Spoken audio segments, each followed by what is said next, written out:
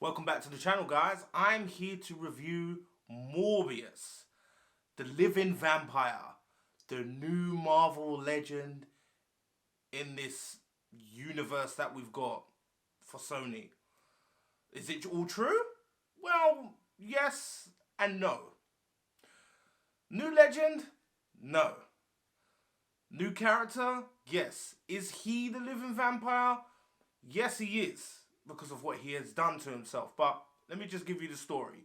Story goes, we got Michael Morbius. He's basically suffering with a really bad medical condition where he's in itself killing him, and he's dying slowly. He also has a friend that he meets called Milo that also has the same disease. And in the beginning they become friends, and eventually Michael, his genius mind is found, and he's the person that's looking after him decides to take him to New York so he can hone on his skills, and eventually, maybe, Michael's thinking of himself, find a cure. Well, in trying to find a cure, he's doing all kinds of experimental type of things, and he decides to experiment with bats. If he could use bat DNA in his own DNA, then therefore he should be able to heal. And so he decides to try it. It doesn't work out. Then it eventually works out.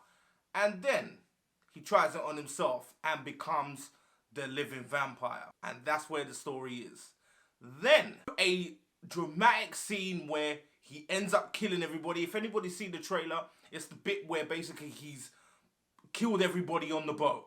Then he decides to leave the boat. Now he's on the run because now cops are looking for him, and he is obviously a suspect. But at the same time, he also gets his visit from his friend Milo, and he's like, Milo's basically saying, you know what, you've got this, it's giving you power, like I want this power too. And then fast forward, he's got the power. How? Haven't got a clue. Have no idea how he's got power. He's now just got the same power as Michael Morbius. Yes, taking in the blood. Yes, he's got to try and take synthetic blood instead of human blood because human blood is bad. Yes, he's trying to find a cure. But this is where we get our story. There's elements in this film that's really good. And then there's other stuff that's like, what the fudge sticks, bro? Like, what were you lot thinking, Sony? Like, real talk. Like, as soon as Milo gets his powers, it's like, okay, so it's 1 against 1. They both got the same powers, and then they got to fight, and yay! And then it gets to the end.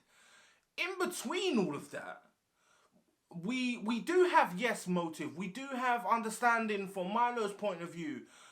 With Michael Morbius, like, granted for what happened and you saved the world, that nobody knows that you saved the world because you just more or less destroyed your best friend. But at the same time, you don't go down because you killed a whole bunch of people on a boat. Everybody forgets about that real quick. They destroy everything in somewhere in New York. Like, again, elements great in this film. But the film is not that great. It's not, and it's very easily forgot about. Then, there's scenes in this film that are just not there. There's a scene when Michael Morbius is jumping in a house. Not there. There's a scene where, if you've seen the trailer, where he lifts up the coffin. Not in there at all. Cut. Then when it comes to seeing Vulture, that one with the Vulture, guys. My days. Right. So how that one works is, as we saw in Spider-Man No Way Home, the portal opened up and we saw all the Spider-Man characters that knew Spider-Man. And obviously Doctor Strange cast his spell. Closed the portal.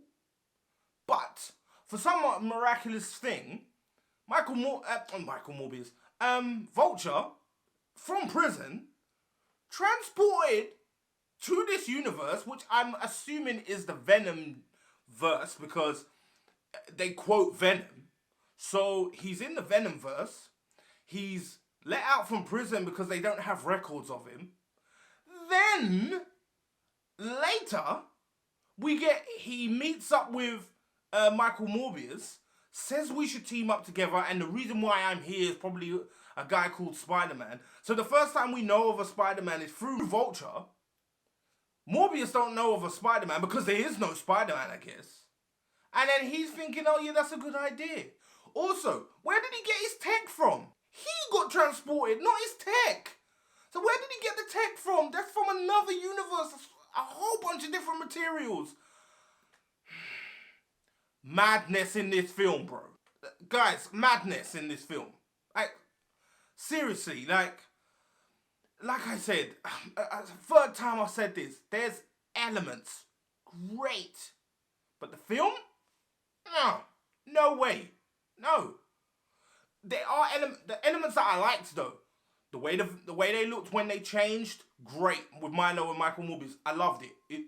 With the face and the gauntness and, you know, the seek for blood, wicked. When they fought the first time round, great. I loved that fight. That fight was good, using their powers and stuff like that. Great. The second fight, dead. Michael Morbius moving his hand like this and moving his hand like that to use the power of the bats. Oh, my days, bro.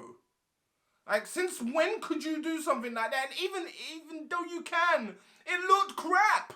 It was poor. So poor. And that's what stopped your friend. Like, really, we shouldn't expect anything really like great or different from Sony. When Sony work with Marvel, they're great. No Way Home, proof. All other Spider-Man films, proof. When they do stuff on their own, Venom, Let There Be Carnage. Morbius, no. Not great at all. Sorry, bro, but you lot flopped. And shout out to my guy Jared Leto, yeah, who was Michael Morbius. I like Jared Leto, but they just keep messing him up, man. When he tries to be a superhero, they just mess him up. Like, this could have been really good. Like, I would like to know what the first film was. Because this film, it's like, because of the rewrites and everything that happened, it's like, oh, this is what we're going to give them, so, oh, okay. Forget what we were going to originally create.